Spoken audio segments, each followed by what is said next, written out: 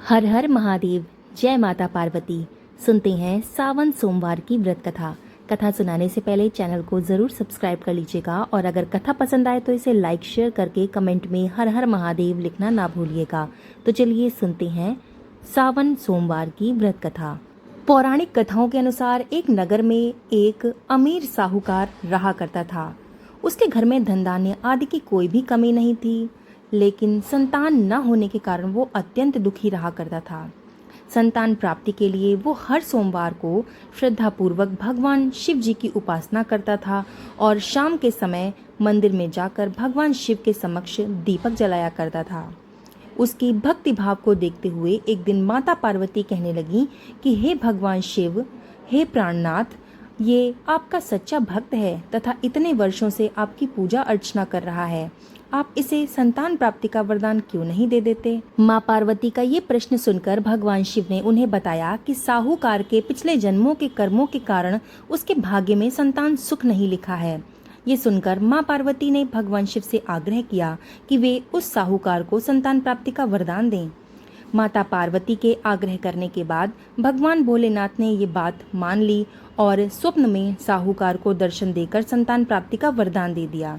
इसके साथ ही भगवान ने उन्हें ये भी बताया कि उसका पुत्र अल्पायु होगा और वो 16 वर्षों तक ही जीवित रह सकेगा। साहूकार को इस बात की हार्दिक प्रसन्नता तो हुई, लेकिन वो संतान कुछ ही समय के बाद खोने के विचार से वो चिंतित भी हो गए। उन्होंने सारी बातें अपनी पत्नी को सुनाई। पुत्र की अल्पायु के बारे में सुनकर उसकी पत्नी को भी अत्यंत दुख हुआ। ये बात जानकर भी साहूकार ने अपने आराध्य की पूजा अर्चना करना जारी रखा।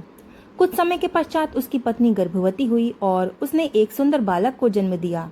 उन्होंने उस बालक का नाम अमर रखा। जब अमर 11 वर्षों का हुआ तो उसे अपने मामा के साथ शिक्षा ग्रहण करने के लिए काशी भेज दिया गया। काशी जाने से पहले साहूकार ने बालक के मामा को कुछ धन दिया और कहा कि तुम जिस मार्ग से जाना वहाँ यज्ञ और ब्राह्मणों को भोजन अवश्य ही कराते जाना। इसके बाद दोनों मामा भांजे काशी की ओर निकल पड़े। यात्रा करते हुए बालक और उसके मामा एक राज्य में विश्राम करने के लिए रुके। वहाँ पर राजा की पुत्री का विवाह हो रहा था, लेकिन जिस राजकुमार का विवाह उस राजकुमारी से हो रहा था वो एक आंख से काना था और ये बात किसी को पता नहीं थी। राजकुमार के पिता को इस बात की चिंता थी कि अगर राजकुमारी को ये पता चल गया कि राजकुमार एक आंख से काना है तो वो शादी से मना कर देगी। इसलिए जब उसने साहूकार के पुत्र को देखा तो राजकुमार के पिता ने उससे राजकुमार की जगह मंडप में बैठ जाने का आग्रह किया। साथ ही उसने उस बालक से कहा कि विवाह के बाद इस भेद के बारे में वो किसी को भी न बताए। अमर उस राजा की बात मानकर दूल्हे के स्थान पर जाकर मंडप में बैठ गया। इस प्रकार राजकुमारी और बालक का विवाह संपन्न हुआ। विवाह के बाद बालक अपने मामा के साथ काशी के लिए प्रस्थान कर गया। काशी जाने से पहले उस बालक ने राजकुमारी को पत्र के माध्यम से सब कुछ सच सच बता दिया। साथ ही ये भी बताया कि जिस राजकुमार से उसकी विदाई हो रही है वो दरअसल काना है। सत्य जानकर राजकुमारी ने उस राजकुमार के साथ जाने से मना कर दिया। वहीं दूसरी ओर मामा भांजे काशी पहुंच गए। वहां कुछ वर्ष रहने के पश्चात जब वो बालक 16 वर्ष का हुआ तो मामा भांजे ने एक यज्ञ का आयोजन किया। यज्ञ के समापन के बाद उन्होंने ब्राह्मणों को भोजन भी कराया और दान दक्षिणा भी दी। इसके पश्चात बालक की तबीयत अचानक खराब होने लगी। वो मूर्छित होकर जमीन पर गिर गया और उसकी मृत्यु हो गई। जब उस बालक के मामा ने बालक को इस अवस्था में पाया तो वो जोर जोर से विलाप करने लगे। उसी समय भगवान शिव और माता पार्वती उसी मार्ग से गुजर रहे थे। जब उन्होंने विलाप की आवाज सुनी तो माता पार्वती भगवान शिव से आग्रह करने लगी कि उन्हें ये रोते हुए स्वर अच्छे नहीं लग रहे हैं, कृपया करके इस व्यक्ति के कष्टों को दूर करें। तब भगवान शिव ने देवी पार्वती को बताया कि ये वही साहूकार का पुत्र है जिसे उन्होंने 16 वर्षों तक जीवित रहने का वरदान दिया है। तब माँ पार्वती कहने लगी कि हे प्राणनाथ, इस बालक का पिता पिछले 16 वर्षों से सोमवार का व्रत करते हुए आपके समक्ष दीपक जलाता है, कृपया आप इसके दुखों को दूर करें।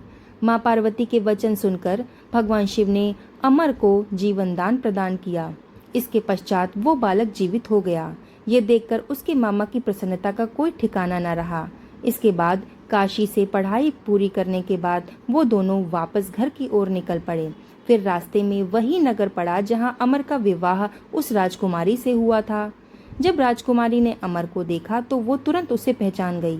राजा ने भी प्रसन्नतापूर्वक अपनी पुत्री को अमर के साथ विदा कर दिया।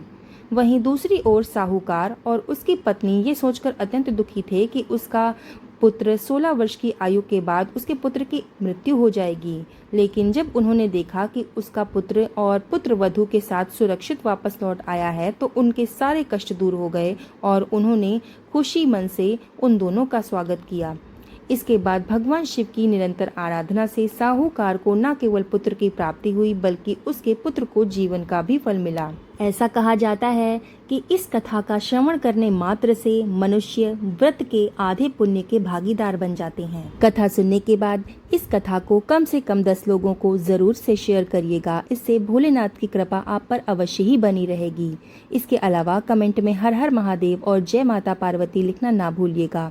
अगर आपको ये कथा पसंद आई हो तो इस कथा को लाइक कर दीजिएगा और चैनल को सब्सक्राइब कर दीजिएगा। तो मिलते हैं ऐसी ही सुंदर कथा के साथ, तब तक के लिए धन्यवाद।